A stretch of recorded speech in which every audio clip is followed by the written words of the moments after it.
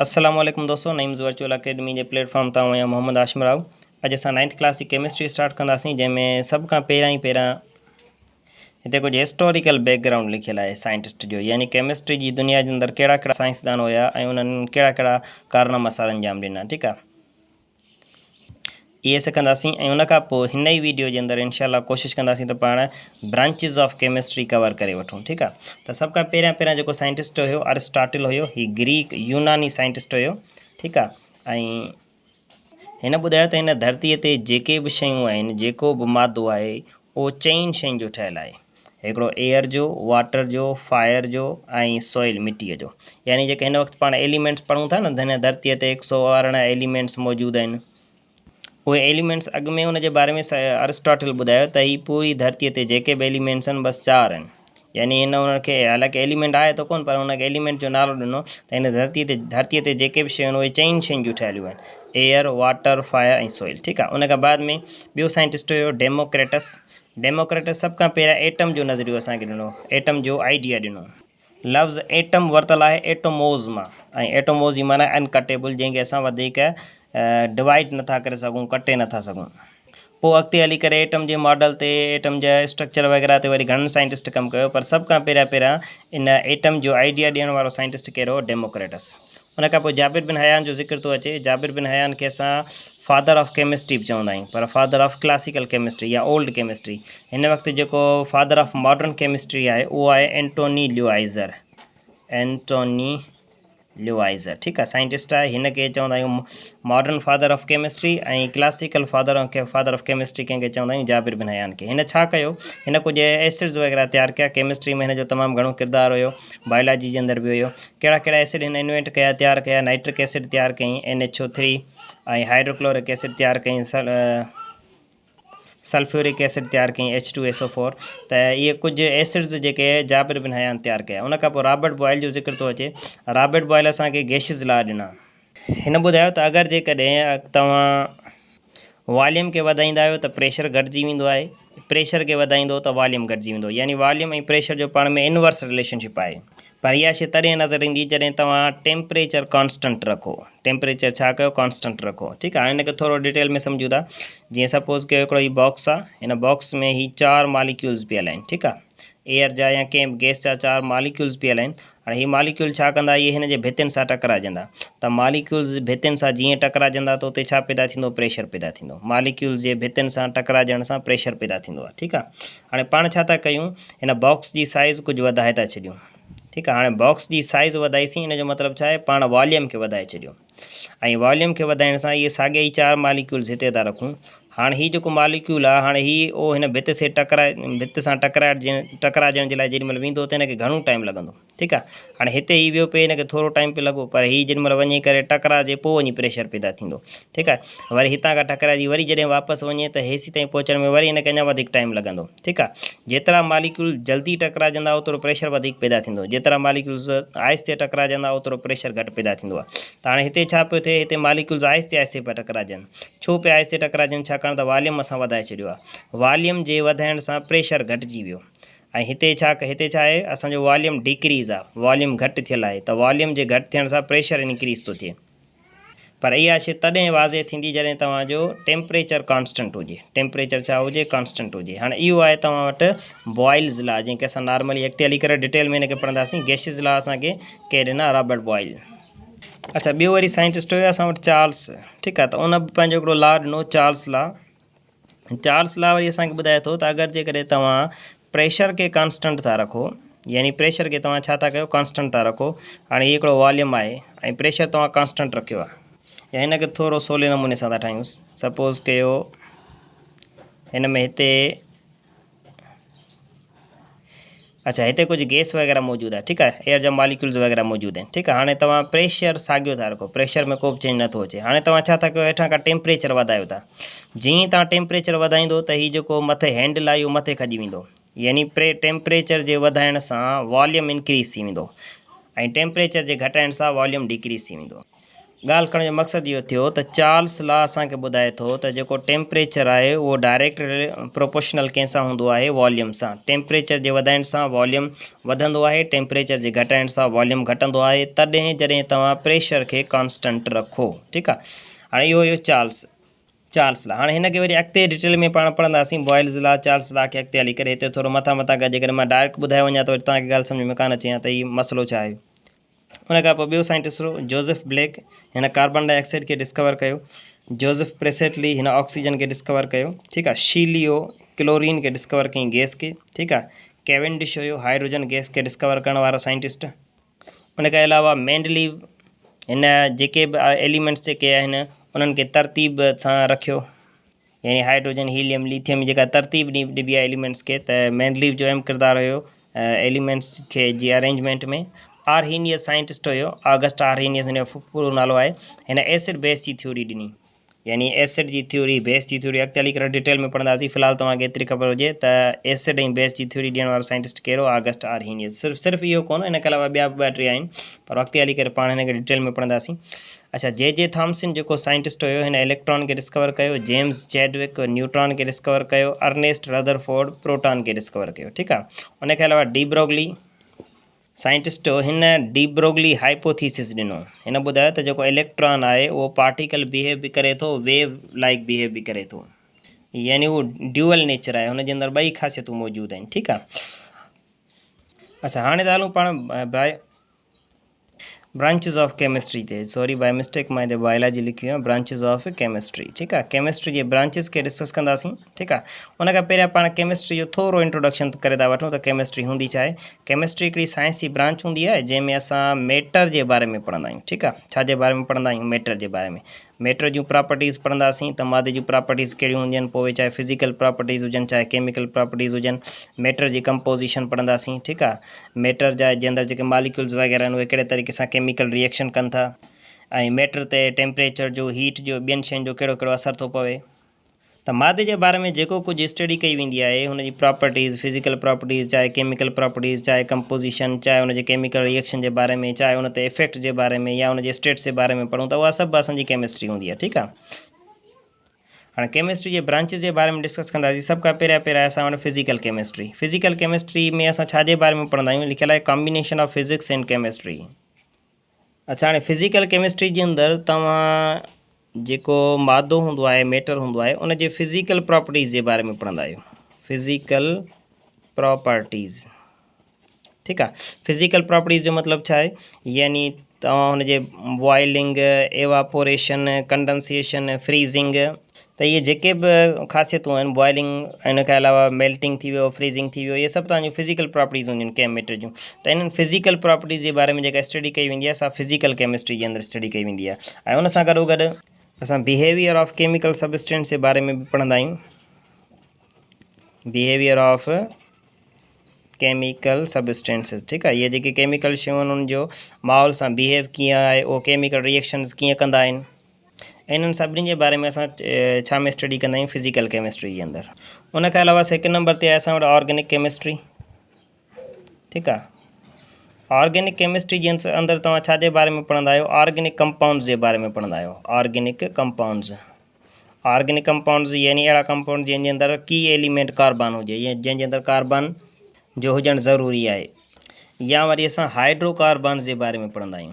Hydrocarbons means organic compound जो हिकिड़ो type आहे जंहिंमें सिर्फ़ु हाइड्रोजन ई कार्बन हूंदो आहे। जंहिंमें सिर्फ़ु हाइड्रोजन ई कार्बन हुजे त असां हुनखे हाइड्रोकार्बन कंपाउंड्स चवंदासीं। मिसाल तौरु जीअं CH4 आहे। ठीकु आहे, जंहिंखे असां मीथेन चवंदा आहियूं, मीथेन। ठीकु आहे, अच्छा हाणे जेके ऑर्गेनिक कंपाउंड्स आहिनि या हाइड्रोकार्बन्स आहिनि, इन्हनि जी तव्हां स्ट्रक्चर था पढ़ो।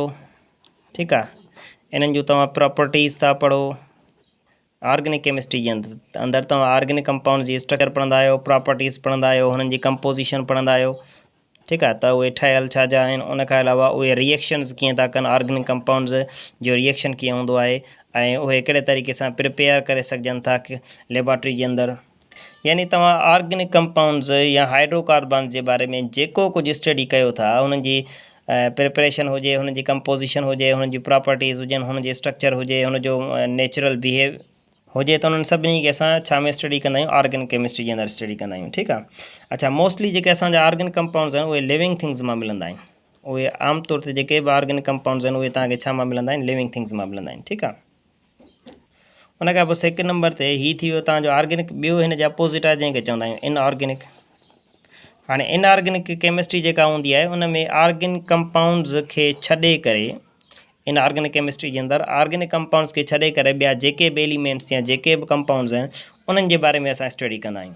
पोइ उन्हनि जी तव्हां स्ट्रक्चर था पढ़ो, प्रॉपर्टीज़ था पढ़ो, कंपोजिशन, रिएक्शन, प्रिपरेशन वग़ैरह जेको कुझु पढ़ो था उहे सभु छा में ईंदियूं, इनऑर्गेनिक केमिस्ट्री जे अंदरि। यानी इनऑर्गेनिक केमिस्ट्री में सिर्फ़ु असां ऑर्गेनिक कंपाउंड्स या हाइड्रोकार्बन्स इन्हनि खे छॾे करे ॿिया जेके बि तव्हांजा एलिमेंट्स आहिनि, जेके बि कंपाउंड्स आहिनि, उन्हनि सभिनी जे बारे में स्टडी कंदा आहियूं छा जे अंदरि, इनऑर्गेनिक केमिस्ट्री जे अंदरि, ठीकु आहे। इनऑर्गेनिक जेके कंपाउंड्स आहिनि इहे मोस्टली तव्हांखे नॉन लिविंग थिंग्स मां मिलंदा आहिनि। ये मोस्टली तव्हांखे छा मां मिलंदा आहिनि, नॉन लिविंग थिंग्स मां मिलंदा आहिनि, ठीकु आहे। ऑर्गेनिक कंपाउंड्स मोस्टली तव्हांखे लिविंग थिंग्स मां मिलंदा आहिनि, ही नॉन लिविंग थिंग्स मां मिलंदा आहिनि। उन खां पोइ ॿी ब्रांच आहे जंहिंखे असां चवंदा आहियूं बायोकेमिस्ट्री। बायोकेमिस्ट्री, ठीकु आहे। नाले मां ख़बर पए पई केमिस्ट्री अबाउट लाइफ, ठीकु आहे। बायोकेमिस्ट्री जे अंदरि असां जानदारनि जे अंदरि जेके बि केमिकल रिएक्शन थियनि था, जानदारनि जे अंदरि जेके बि कंपाउंड्स आहिनि, जानदारनि जे अंदरि उहे उन्हनि कंपाउंड्स मां, उन्हनि केमिकल रिएक्शन्स मां एनर्जी कीअं थी मिले, यानी कंहिं बि जानदार जे अंदरि जेका जेका केमिस्ट्री आहे उन जे बारे में स्टडी कयो था उनखे असां बायोकेमिस्ट्री चवंदा आहियूं। हाणे जानदारनि जे अंदरि कहिड़ा कहिड़ा कंपाउंड्स आहिनि, जीअं तरीक़े सां असां उन्हनि खे बायोमॉलिक्यूल्स चवंदा आहियूं। मसलन जीअं कार्बोहाइड्रेट्स थी वियो, प्रोटीन्स थी विया, ठीकु आहे, न्यूक्लिक एसिड थी विया, ऐं उन खां अलावा तव्हांजा मिनरल्स थी विया, फैट्स थी विया। त हाणे हीअ जेके बि आहिनि कंपाउंड्स ही सभु जानदारनि जे अंदरि मिलंदा आहिनि। Carbohydrates, fats, proteins, vitamins, minerals वग़ैरह, इन्हनि जी कंपोजिशन, इन्हनि जो केमिकल रिएक्शन कीअं थींदो आहे इंसान जे जिस्म में, उहे हिकु जॻह ते ॿी जॻह ते कीअं ट्रांसफर थींदा आहिनि, इन्हनि जो मेटाबॉलिज़म जो अमल कीअं थींदो आहे, यानी कार्बोहाइड्रेट्स ठहंदा कीअं आहिनि, अंदरि कार्बोहाइड्रेट्स रहंदा कीअं, अंदरि तव्हां इंसान जे जिस्म जे अंदरि प्रोटीन कीअं तयारु थींदा आहिनि, उन्हनि जो जेको आहे ब्रेकडाउन कीअं थींदी आहे। त उन जे बारे में जेको कुझु पढ़ंदासीं उहा छा हूंदी आहे, असांजी बायोकेमिस्ट्री हूंदी आहे। यानी बायोकेमिस्ट्री में असां जानदारनि जे अंदरि जेके बि केमिकल रिएक्शन्स थींदा आहिनि, उन्हनि जानदारनि जे अंदरि जेके बि कंपाउंड्स आहिनि, जेके बि एलिमेंट्स, उन्हनि सभिनी जे बारे में स्टडी कंदा आहियूं छा जे अंदरि, बायोकेमिस्ट्री जे अंदरि। अच्छा, उन खां बाद में असां वटि इंडस्ट्रियल केमिस्ट्री, इंडस्ट्रियल केमिस्ट्री, ठीकु आहे। हाणे इंडस्ट्रियल केमिस्ट्री में लफ़्ज़ लिखियलु आहे इंडस्ट्री। इंडस्ट्री, इंडस्ट्री माना कारखाना जेके हूंदा आहिनि वॾा वॾा, जिन में मुख़्तलिफ़ शयूं तयारु थींदियूं आहिनि। त इंडस्ट्रियल केमिस्ट्री जे अंदरि असां डिस्कस कंदा आहियूं, स्टडी कंदा आहियूं त इंडस्ट्रीज़ जे अंदरि, कारखाननि जे अंदरि कहिड़ियूं कहिड़ियूं शयूं, असांजो कहिड़ा कहिड़ा केमिकल सबस्टेंट्स कीअं कीअं मैन्युफैक्चर थींदा आहिनि, कीअं कीअं तयारु थींदा आहिनि। मिसाल तौरु जेको फर्टिलाइज़र आहे, हाणे फर्टिलाइज़र इंडस्ट्री में तयारु थींदो आहे, उहो कीअं थो तयारु थिए। उन खां अलावा सीमेंट आहे, सीमेंट कीअं थो तयारु थिए, सोप आहे, साबुण आहे, साबुण कीअं थो तयारु थिए, प्लास्टिक्स आहिनि, इहे कीअं थियूं तयारु थियनि। यानी कारखाननि जे अंदरि इहे जेके केमिकल शयूं आहिनि उहे कहिड़े तरीक़े सां प्रिपेयर थियनि थियूं, उन्हनि जो इस्तेमालु कीअं कीअं करणु घुरिजे, इन्हनि जे बारे में तव्हां स्टडी कंदा आहियो त इनखे छा चवंदासीं असां, इंडस्ट्रियल केमिस्ट्री चवंदा आहियूं, ठीकु आहे। यानी कारखाननि जे अंदरि जेके बि केमिकल शयूं तयारु थियनि थियूं। ॿियो वरी आहे असां वटि न्यूक्लियर केमिस्ट्री। न्यूक्लियर केमिस्ट्री, ठीकु आहे। ॾिसो नालनि मां ई तव्हां सुञाणे वेंदो, न्यूक्लियर में लफ़्ज़ न्यूक्लियस मिलियल आहे। हाणे न्यूक्लियर केमिस्ट्री जे अंदरि न्यूक्लियस जे अंदरि जेके रिएक्शन थियनि था उन जे बारे में पढ़ंदा आहियूं। न्यूक्लियर जे अंदरि कहिड़ा कहिड़ा रिएक्शन थींदा आहिनि, ताज़ो ई फिज़िक्स जे अंदरि पाण कंप्लीट करे चुका आहियूं। हिकिड़ो हुयो न्यूक्लियर फिजन, FISSION, ॿियो हुयो न्यूक्लियर फ्यूअन, FUSION, या उन खां अलावा रेडियो एक्टिविटी पढ़ियो आहे, ठीकु आहे। त हाणे हीअ जेके न्यूक्लियस जे अंदरि हीअ रिएक्शन्स थींदा रहंदा आहिनि, जंहिंखे हिकिड़े खे चवंदा आहियूं न्यूक्लियर फिजन। न्यूक्लियर फिजन छा खे चइबो आहे, यानी हिकिड़ो वॾो एटम हुजे उहो पंहिंजो पाण खे ॿिनि नंढनि एटमनि में स्प्लिट करे छॾे, टोड़े छॾे, इहो आहे न्यूक्लियर फिजन। ॿियो आहे न्यूक्लियर फ्यूअन। न्यूक्लियर फ्यूअन जो मतिलबु छा आहे, ॿ नंढा एटम हुजनि, उहे पाण में मिली करे को हिकिड़ो वॾो एटम तयारु करे छॾीनि, इहो आहे न्यूक्लियर फ्यूअन, ठीकु आहे। न्यूक्लियर फिजन जे बारे में पढ़ो था, न्यूक्लियर फ्यूअन जे बारे में पढ़ो था, रेडियो एक्टिविटी जे बारे में पढ़ो था। रेडियो एक्टिविटी छा हूंदी आहे, को हिकिड़ो हैवी एटम हूंदो आहे जंहिंजो जेको न्यूक्लियस हूंदो आहे उहो अनस्टेबल हूंदो आहे, त उहो पंहिंजे न्यूक्लियस खे पंहिंजे पाण खे स्टेबल करण जे लाइ पाण मां कुझु पार्टिकल्स ख़ारिज कंदो आहे, जंहिंखे असां अल्फा, बीटा या गामा पार्टिकल्स चवंदा आहियूं, ठीकु आहे। या इन्हनि सभिनी खे गॾाए करे असां रेडिएशन्स चवंदा आहियूं। त जॾहिं को बि एटम पाण मां इहे रेडिएशन्स ख़ारिज करे त इन खे ख़ारिज करण जे प्रोसेस खे असां रेडियो एक्टिविटी चवंदा आहियूं, ठीकु आहे। त न्यूक्लियर केमिस्ट्री जे अंदरि असां हिन न्यूक्लियर फिजन जे बारे में पढ़ंदासीं, न्यूक्लियर फ्यूजन जे बारे में पढ़ंदासीं, रेडियो एक्टिविटी जे बारे में पढ़ंदासीं ऐं इन्हनि जो असां मुख़्तलिफ़ दवाउनि में कीअं कीअं इस्तेमालु कंदा आहियूं। इन्हनि जो जीअं मुख़्तलिफ़ रेडियो एक्टिव आइसोटोप्स हूंदा आहिनि, उन्हनि जो असां इलाज तौर ते इस्तेमालु कंदा आहियूं। कंहिं बि डिज़ीज़ खे डायग्नोज़ करण जे लाइ, उनजी ट्रीटमेंट करण जे लाइ असां इस्तेमालु कंदा आहियूं। कैंसर जे सेलनि जी ग्रोथ खे रोकण जे लाइ असां उन्हनि खे इस्तेमालु कंदा आहियूं। त यानी हिननि जी जेका बि स्टडी हूंदी आहे उहा छा हूंदी आहे, न्यूक्लियर केमिस्ट्री हूंदी आहे। ॿी हूंदी आहे असां वटि एनवायरमेंटल केमिस्ट्री, एनवायरमेंटल केमिस्ट्री। ठीकु आहे। हाणे एनवायरमेंटल केमिस्ट्री छा हूंदी आहे, हिन में असांजा जेके बि केमिकल शयूं आहिनि या केमिकल सबस्टेंस या केमिकल जेके प्रोडक्ट्स हूंदा आहिनि, उन्हनि जो असांजे माहौल ते कहिड़ो थो असरु पवे उन जे बारे में पढ़ंदा आहियूं। सपोज़ कयो अगरि जे करे तव्हां प्लास्टिक तयारु कई वई आहे, हाणे प्लास्टिक हिकिड़ो केमिकल इंडस्ट्रियल केमिस्ट्री जे अंदरि तयारु कई वई आहे। ठीकु आहे। केमिस्ट्री जेका इंडस्ट्री आहे, कारखाने जे अंदरि प्लास्टिक तयारु कई वेंदी आहे। हाणे प्लास्टिक जेकर मार्केट में अची वई त अची वञण खां पोइ हाणे हिन प्लास्टिक जो माहौल ते असरु कहिड़ो थो पए, यानी लैंड पॉल्यूशन वधी वेंदी आहे, जानदारनि जे लाइ नुक़सानकार आहे, सामुंडी जानदारनि जे लाइ नुक़सानकार आहे। त यानी एनवायरमेंटल केमिस्ट्री जे अंदरि असां केमिस्ट्री जे नुक़साननि जे बारे में पढ़ंदा आहियूं, या केमिस्ट्री जा जेके बि केमिकल्स प्रोडक्ट तयारु थींदा आहिनि उन्हनि प्रोडक्ट जो इंसान ते, इंसान जी हेल्थ ते, असांजे माहौल ते, प्लांट्स ते कहिड़ो थो असरु पवे, उन्हनि सभिनी जे बारे में असां पढ़ंदा आहियूं एनवायरमेंटल केमिस्ट्री जे अंदरि। उनखे अलावा ॿियो हूंदो आहे असां वटि एनालिटिकल केमिस्ट्री, एनालिटिकल केमिस्ट्री।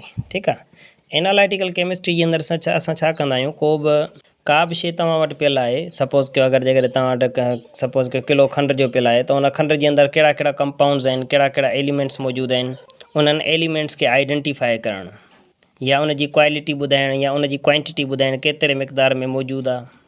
त इहो सभु असां छा में पढ़ंदा आहियूं, एनालिटिकल केमिस्ट्री में। एनालिटिकल केमिस्ट्री में हिकु त असां चेक कंदा आहियूं कंपाउंड्स या एलिमेंट्स खे आइडेंटिफाई करणु। आइडेंटिफाई मीन्स ॻोल्हींदा आहियूं त का जेका शइ तव्हां वटि मौजूदु आहे उन में कहिड़ा कहिड़ा एलिमेंट्स या कहिड़ा कहिड़ा कंपाउंड्स मौजूदु आहिनि। ठीकु आहे। ऐं ॿियो असां उनजो मिक़दार बि ॻोल्हींदा आहियूं, क्वांटिटी ॻोल्हींदा आहियूं।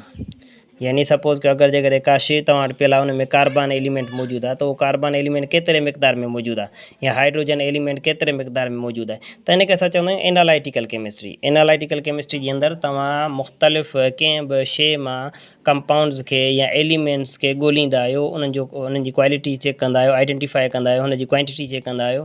हिन में ॾिसो लफ़्ज़ में लिखियलु आहे, एनालिटिकल में लफ़्ज़ लिखिया आहे एनालाइसिस। एनालाइसिस मीन्स चेक करणु। ठीकु आहे। छाखे चेक करणु, का बि शइ को बि प्रोडक्ट तव्हां वटि मौजूदु आहे उन मां चेक करणु त उन में कहिड़ा कहिड़ा कंपाउंड्स केतिरे केतिरे मिक़दार में मौजूदु आहिनि। ठीकु आहे। ॿी हूंदी आहे असां वटि ग्रीन केमिस्ट्री। ॿी असां वटि हूंदी आहे ग्रीन केमिस्ट्री। ठीकु आहे। हाणे ग्रीन केमिस्ट्री जो मतिलबु हूंदो आहे अहिड़ा प्रोडक्ट या अहिड़ियूं शयूं तयारु करणु जेके असांजे माहौल जे लाइ फ़ाइदे में हुजनि। हाणे हूअं पोयां खां त पाण पढ़ी आयासीं इंडस्ट्रियल केमिस्ट्री जे अंदरि खोड़ सारा जेको आहे प्रोडक्ट तयारु थींदा आहिनि, खोड़ सारियूं शयूं तयारु थींदियूं आहिनि, पर उहे जेके शयूं हूंदियूं आहिनि उहे माहौल जे लाइ नुक़सानकार बि हूंदियूं आहिनि। माहौल जी पॉल्यूशन वधाए छॾींदियूं आहिनि, इंसाननि जे लाइ नुक़सानकार आहे, प्लांट्स जे लाइ नुक़सानकार आहे। त पोइ हिकिड़ी ॿी ब्रांच आहे ग्रीन केमिस्ट्री। ग्रीन केमिस्ट्री में कोशिशि करे अहिड़ियूं शयूं तयारु कयूं वेंदियूं आहिनि, अहिड़ा केमिकल्स तयारु कया वेंदा आहिनि जेके इन्वायरमेंट जा फ्रेंडली हुजनि, फ्रेंडली इन्वायरमेंट हुजनि, यानी माहौल खे नुक़सानु न ॾियनि, यानी उन्हनि जे इस्तेमालु करण सां असांजे माहौल खे को बि नुक़सानु न अचे, असांजो माहौल हिकिड़े क़िस्म जो माना हर वक़्तु फ्रेश रहे। त अहिड़ा प्रोडक्ट ग्रीन केमिस्ट्री जे अंदरि असां अहिड़नि प्रोडक्ट्स जे बारे में पढ़ंदा आहियूं जिन जे इस्तेमाल सां असांजे माहौल खे को बि ख़तरो न हुजे। हिन खे असां करे ईअं बि चवंदा आहियूं त pollution free and eco friendly chemistry. Pollution free and eco friendly chemistry यानी अहिड़ा प्रोडक्ट्स, अहिड़ियूं शयूं जेके तव्हांजे पॉल्यूशन खे फ्री करे छॾीनि, माना पॉल्यूशन इन्हनि मां न पैदा थिए ऐं माहौल जे लाइ फ़ाइदेमंद शयूं हुजनि उहे। अच्छा, हुन खां बाद में आहे असां वटि क्वांटम केमिस्ट्री। ठीकु आहे। हाणे क्वांटम केमिस्ट्री में असां छा जे बारे में पढ़ंदा आहियूं, लिखियलु आहे study about activities inside the atom. Atom जे अंदरि जेके इलेक्ट्रॉन्स आहिनि या ॿिया जेके पार्टिकल्स आहिनि उन जे एक्टिविटीज़ जे बारे में स्टडी कंदा आहियूं क्वांटम फिज़िक्स जे अंदरि। मिसाल तौर जी इलेक्ट्रॉन्स आहे, इलेक्ट्रॉन्स कहिड़े एनर्जी लेवल में मूव करे पियो, इलेक्ट्रॉन जी वेलोसिटी कीअं आहे, energy in electron ji location कहिड़ी आहे, यानी कंहिं बि एटम जे इंटरनल जेके पार्टिकल्स आहिनि उन जे बारे में स्टडी कयो था, उन्हनि जो बिहेवियर स्टडी कयो था, उन जी एक्टिविटीज़ स्टडी कयो था, त उहा सभु छा में हली वेंदी आहे, तव्हां वटि क्वांटम केमिस्ट्री जी कैटेगरी में हली वेंदी आहे।